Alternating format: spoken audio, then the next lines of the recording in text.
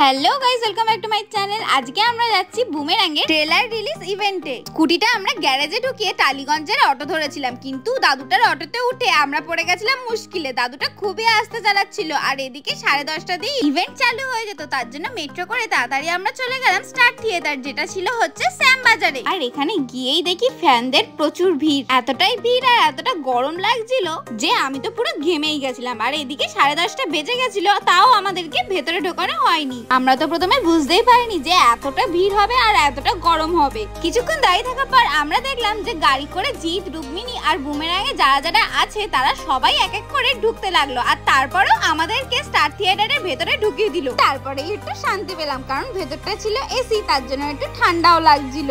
আমাদের তো সবাই ঠেলে ঠুলে ভেতরে ঢুকেই যাচ্ছিল। আমরা তো ভেবেছিলাম জায়গা মনে আর পাবো না, কিন্তু ভেতরটা এত বড় ছিল, ঠিক আমরা কিন্তু জায়গা পেয়ে গেছিলাম। কিন্তু আমাদেরকে বলা হয়েছিল যে প্রথম সিটগুলো ছেড়ে তোমরা যেখানে খুশি বসতে পারো। তারপর এখানে বুমেরাঙের থিম সংটা চলছিল।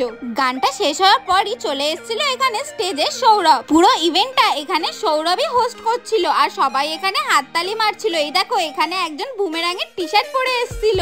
সবাই এক এক করে ঢুকছিল, কিন্তু আমরা ভাবছিলাম যে জিৎ কি আদৌ আসবে। তারপর দেখলাম কিছুক্ষণ পর জিৎ আর রুক্মিণী একসাথে এন্ট্রি দিল। তারপর তাড়াতাড়ি করে এখানে ট্রেলারটা লঞ্চ হয়ে গেল। ট্রেলারটা দেখে কিন্তু আমাদের বেশি ভালো লেগেছিল, কারণ বাংলা সিনেমায় এটা প্রথমবার। সবার ট্রেলারটা এতই ভালো লেগেছিল যে সবাই বলছিল আরেকবার চালাও, আরেকবার চালাও। এই করে করে ট্রেলারটা কিন্তু 3বার চালানো হয়েছিল। আর ইনি হচ্ছে তিনি যে বুমেরাঙের থিম সংটা গেয়েছে, আপনারাও শুনে নিন।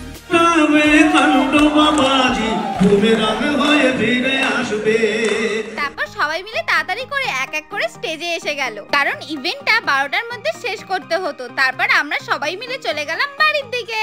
তো গাইস, ভিডিওটা কেমন লাগলো অবশ্যই কমেন্ট বক্সে জানিয়ে দিও, আর চ্যানেলটাকে সাবস্ক্রাইব করতে একদম ভুলো না। দেখা হচ্ছে পরের ভিডিওতে, ততক্ষণের জন্য